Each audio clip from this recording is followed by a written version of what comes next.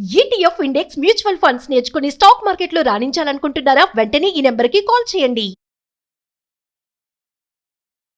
నమస్తే రామ్ గారు. నమస్తే అండి. మనం ఈ మధ్య కాలంలో బాగా అంటే చాలా మంది అండి ఎక్కువగా భయపడుతూ బతుకుతున్నారు, మనశ్శాంతి లేకుండా. భయం ఎందుకు అని అంటే, ఏ తినాలన్నా భయం, ఏ తాగాలన్నా భయం, ఇంటి నుంచి బయటికి వెళ్ళిన వాడు ఇంటికి వచ్చే వరకు భయము, ఈ ఊరికి వెళ్ళిన వాళ్ళు ఊరి నుంచి తిరిగి వచ్చే వరకు భయం, బాత్రూమ్కి వెళ్ళిన వాళ్ళు లేటుగా వస్తే భయం. అంటే ఇవన్నీ చూస్తూ ఉంటే రామ్ గారు, ప్రతి క్షణం భయంతోనే బతుకుతున్నామేమో, మనకంటూ మనశ్శాంతి లేకుండా పోతుంది. ఒకప్పుడు చూడండి, నిజంగా పెద్దవాళ్ళందరూ 70 ఏళ్ళు, 80 ఏళ్ళు, 90 ఏళ్ళు వాళ్ళంతా ఒక రాళ్లలాగా ఉన్నారనమాట. వాళ్ళు నిజంగా వాళ్ళలో మనశ్శాంతి ఎక్కువ ఉంది. ఇప్పుడు ప్రతిదానికి భయపడాల్సి వస్తూ ఉంది.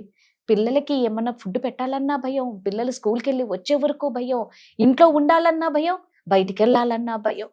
ఎవ్రీ సెకండ్ నిజంగా ఒక్కొక్కటి చూస్తూ ఉంటే ఈ మధ్య కాలంలో భయం అనేది ఎక్కువ అవుతుందండి. ధైర్యంగా ఎలా బతకాలి? వన్ థింగ్ అండి, మీరు అన్నట్టు మన పూర్వీకులు వీళ్ళంతా ఏంటంటే 80 ఇయర్స్ 90 ఇయర్స్ అలా బతుకునే వాళ్ళు. Only because of a positive thinking అనమాట. అంటే ఇప్పుడంటే మనకి సెల్ ఫోన్స్ ఉన్నాయి, లైవ్ ట్రాకింగ్, లైవ్ లొకేషన్ ఇవన్నీ ఉన్నాయి మనకి. ఇవన్నీ ఉన్నప్పటికీ కూడా వాళ్ళు చేరేదాకా మనకు భయము ఇవన్నీ ఉన్నాయి. సో ఇక్కడ ఏంటంటే మనకి ట్రాన్స్పరెన్సీ ఉన్నప్పటికీ కూడా మనం భయపడుతున్నాము. ఆ కాలంలో ఏంటంటే ఒక పాజిటివ్ థాట్ ఉండేది. ఏంటంటే ఇంట్లోంచి వెళ్ళారు అని అంటే క్షేమంగా చేరుకుంటారులే, మళ్ళీ వస్తారులే అనే ఒక పాజిటివ్ థాట్ ఉండేది. దాంతో మెంటల్ పీస్ అనేది ఉండేది. ట్రస్ట్ మీ, మెంటల్ పీస్ ఉంది అని అంటే your life span increases. Right. So ఇప్పుడు వాళ్ళు 80 ఇయర్స్ 90 ఇయర్స్ బతుకుతున్నారంటే బికాస్ వాళ్ళు పీస్ఫుల్ లైఫ్ అనేది లీడ్ చేశారు వాళ్ళకి.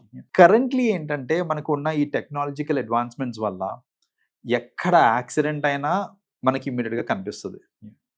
అండ్ ఏ అరాచకం జరిగినా మనకి ఇమ్మీడియట్ గా ఫోన్ లో వచ్చేస్తుంది.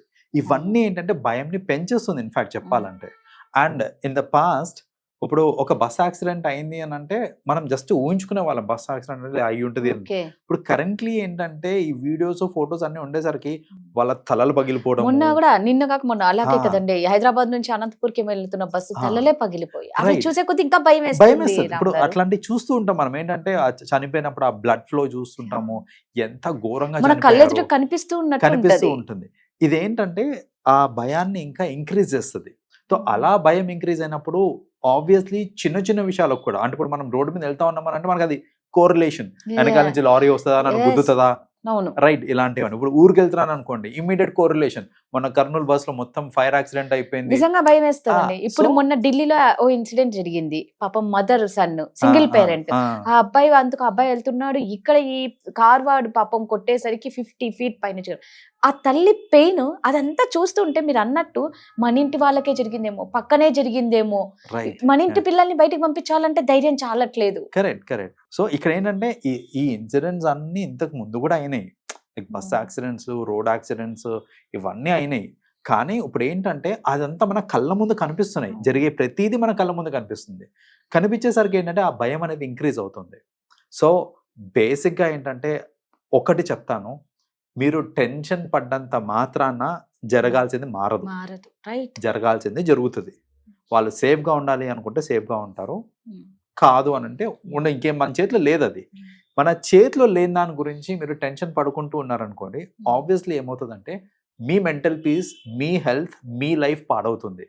ఒకటి చెప్తానండి, అసలు ఆ positive thinking or mental peace ఎంత ఇంపార్టెంట్ అని అంటే, జనరలీ ఎంత జబ్బు వచ్చినా, ఎంత అది హార్ట్ అటాక్ కావచ్చు, క్యాన్సర్ కావచ్చు, ఏదన్నా కానివ్వండి, ఆ మెంటల్ స్టెబిలిటీ, మెంటల్ స్ట్రెంగ్త్ అనేది చాలా important, more than anything else.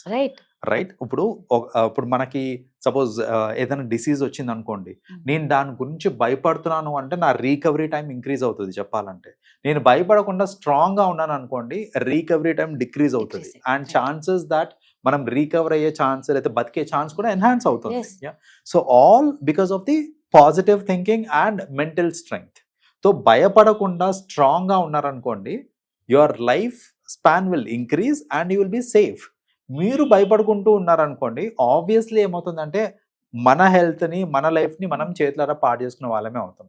So ఎవరి గురించో లేకపోతే అప్పుడు మన పిల్లల గురించి అవ్వచ్చు, పక్కింటోళ్ళ గురించి అవ్వచ్చు, ఎవరి గురించో సరే మనం పద్దాక ఆలోచిస్తూ భయపడతా ఉన్నామని అనుకోండి, వాళ్ళని పక్కన పెట్టండి. మీ హెల్త్ పాడు చేసుకుంటున్నారు, మీ లైఫ్ పాడు చేసుకుంటున్నారు.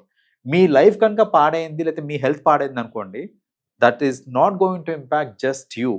మీ డిపెండెన్స్ అందరి మీద ఇంపాక్ట్ పడుతుంది. రేపు పొద్దున వాళ్ళు మిమ్మల్ని చూసుకోవాలి కదా, మీ హెల్త్ పాడవుతాయి. సో ఇవన్నీ దృష్టిలో పెట్టుకొని ఆ నెగటివ్ థింకింగ్ పక్కన పెట్టేసి, సరే సేఫ్గానే వెళ్తారు, సేఫ్గానే వస్తారు, ఏమి కాదులే అనే ఒక పాజిటివ్ థాట్లో ఉన్నాము అని అంటే కనుక అట్లీస్ట్ మనకు ఆ మెంటల్ పీస్ ఉంటుంది, ఇవన్నీ జరగకుండా ఉంటాయి. ఏదన్నా జరగాలి అని ఉంటే ఇంక జరుగుద్ది, అది మనము ఆపలేము.